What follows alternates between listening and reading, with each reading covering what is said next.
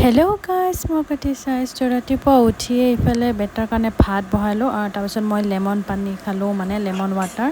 আৰু ইফালে আজি ব্ৰেকফাষ্টৰ কাৰণে আৰু টিফিনৰ কাৰণে একেবাৰে চুজিয়ে বনাই দিলোঁ, কাৰণ আজি চুজি আছে টিফিনত। আৰু ইফালে মই ধুনীয়াকৈ বেটাক চুজি দি আছোঁ আৰু কাজু আৰু খিচমিচো দিছোঁ লগতে।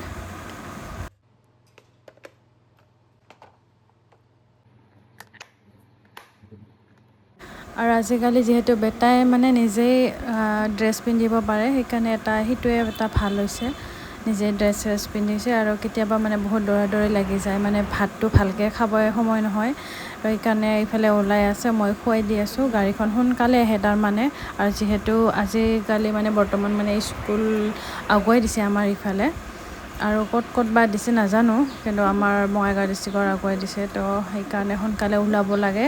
আৰু ইফালে ঘুমৰ পৰাও সাৰি নাপায়, কি কৰিবা আৰু ৰাতিপুৱাতো পঢ়া শুনা নহয়েই।